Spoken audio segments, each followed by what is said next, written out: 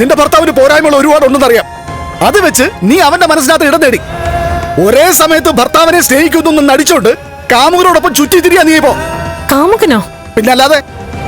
ഈ ക്യാബിനിൽ നിന്ന് പോയവൻ കാമുകനല്ലെങ്കിൽ പിന്നെ ആരടി? ഞാൻ എന്ത് സഹിക്കും?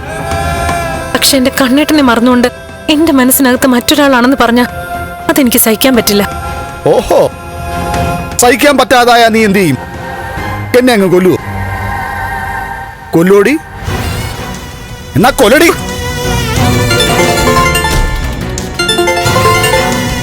ഓ, വിളിക്കുന്നുണ്ട് നിന്റെ ഭർത്താവ്.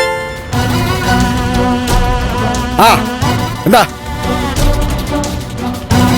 നിങ്ങൾക്ക് എന്തെങ്കിലും സംസാരിക്കാനുണ്ടെങ്കിൽ ഇങ്ങോട്ടൊന്ന് സംസാരിക്കാം. ഇവിടെ ഒന്നും സംസാരിച്ചാൽ എന്താ കുഴപ്പം? അവളുടെ അച്ഛനാ ഞാൻ. എനിക്കങ്ങനെ തോന്നിയിട്ടില്ല, അതുകൊണ്ട് ഇങ്ങോട്ട് വരാൻ പറഞ്ഞത്. എടാ, അല്ലെങ്കിലും ഞാൻ വരും. നിന്നെ കണ്ടിട്ടേ ഞാൻ പോകുന്നുള്ളൂ.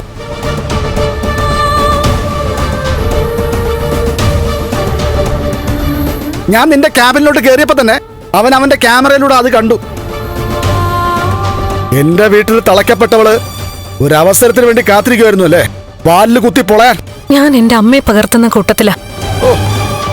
എവിടെയും തല താഴ്ത്തി നിൽക്കാനേ ശ്രമിച്ചിട്ടുള്ളൂ. പിന്നെ എന്തിനൊരു പരിധിയുണ്ടല്ലോ. വയ്യാത്ത ഒരാൾക്കൊപ്പം ജീവിക്കാൻ വിട്ടിട്ട് എന്നെ തോൽപ്പിക്കാൻ നോക്കി അച്ഛനും മുത്തശ്ശിയൊക്കെ. ഇന്ന് ഞാൻ തേടി നടന്ന ആളെ തന്നെയാ ഭഗവാൻ എന്റെ മുന്നിൽ എത്തിച്ചത്. അപ്പൊ നിനക്ക് അവരെ നേരത്തെ അറിയായിരുന്നോ? അറിയായിരുന്നു. എങ്ങനെ? അത് ഞാൻ ഇപ്പൊ പറയുന്നില്ല. അറിയായിരുന്നു, അത്രമാത്രം അച്ഛനിപ്പോ മനസ്സിലാക്കിയാ മതി. നിനക്കെന്താ ഇതുപോലെ ഒരുത്തനെ കിട്ടുമെന്ന് സ്വപ്ന ദർശനം ഉണ്ടായോ? എത്ര കൃത്യമായിട്ട് അച്ഛൻ പറഞ്ഞത്. ശരിയാ, ഇടയ്ക്കിടയ്ക്ക് ഞാൻ സ്വപ്നത്തിൽ കാണാറുണ്ടായിരുന്നു വീൽ ചെയറിലിരിക്കുന്ന കണ്ണേട്ടനെ. അദ്ദേഹത്തെ കല്യാണം കഴിക്കുന്നതും സ്വപ്നത്തിൽ തെളിഞ്ഞിട്ടുണ്ട്. ഇപ്പൊ നിന്റെ ജീവിതത്തിൽ നടക്കുന്നതൊക്കെ സ്വപ്നമായിട്ട് അവശേഷിക്കാണ്ടിരുന്നാ കൊള്ളാം.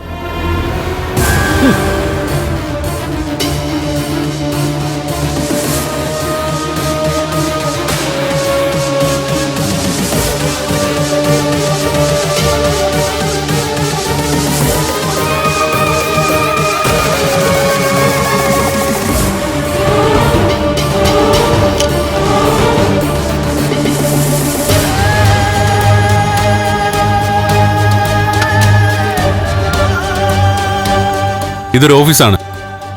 ഇവിടേക്ക് വരുമ്പോ ആദ്യം റിസപ്ഷനിൽ ഇരിക്കണം.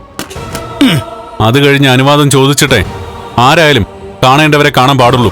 അയ്യോ, അതറിയത്തില്ലായിരുന്നു കേട്ടോ. അതറിയാത്തതുകൊണ്ടാ പറഞ്ഞു മനസ്സിലാക്കി തന്നത്. ഫ്രണ്ട് ഓഫീസിൽ ഇരിക്കുന്നവര് മഹാലക്ഷ്മിയുടെ അച്ഛനായതുകൊണ്ട് മാത്രമാ നിങ്ങൾ അകത്തേക്ക് അടുത്ത് വിട്ടത്. ഇനി അതുണ്ടാവില്ല. പെർമിഷൻ ഇല്ലാതെ നിങ്ങൾക്ക് അകത്തേക്ക് വരാൻ പറ്റില്ല. നിങ്ങൾക്കെന്നല്ല, ആർക്കും. അതായത് ലക്ഷ്മിയുടെ രണ്ടാനച്ഛനായ എനിക്ക് പോലും അവളെ കാണണമെങ്കിൽ അനുവാദം ചോദിക്കണം, അങ്ങനല്ലേ? ചോദിക്കണം. ഓ, രണ്ടാനച്ഛൻ മകളെ സ്നേഹിച്ചിരുന്നുവെങ്കിൽ അതിന്റെ ആവശ്യമില്ലായിരുന്നു.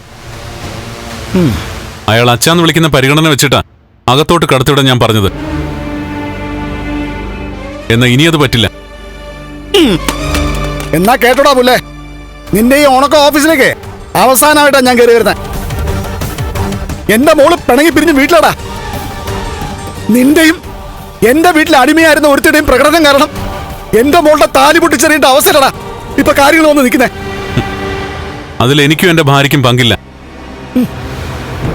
എല്ലാത്തിനും കാരണം നിങ്ങളും നിങ്ങളുടെ അമ്മയോ. കരുണ അഹങ്കാരിയായിട്ട് വളർത്തിയത് നിങ്ങൾ രണ്ടാളും കൂടിയാ. ഓ, എന്റെ മോള് അഹങ്കാരി, നിന്റെ ഭാര്യ സൽസ്വഭാവി. ഓ, അതെനിക്ക് തിരുത്തേണ്ട കാര്യമൊന്നുമില്ല. അമ്മ വളർത്തിയ മഹാലക്ഷ്മി 100% പെൺകുട്ടി ജീവിക്കേണ്ട രീതിയിലാ ജീവിക്കുന്നത്. ഒന്ന് എഴുന്നേറ്റ് നടക്കാൻ പോലും കഴിയാത്ത നിനക്ക് അവളെ പോലൊരു ഭാര്യയെ കിട്ടിയത് ഭാഗ്യമാടാ. ഈ ജന്മം കല്യാണം മറന്നു നടന്ന നിന്റെ ജീവിതത്തിലേക്ക് അവള് കടന്നു വന്നതേ നിന്നെ സംബന്ധിച്ചിടത്തോളം ലോട്ടറിയാടാ, ലോട്ടറി.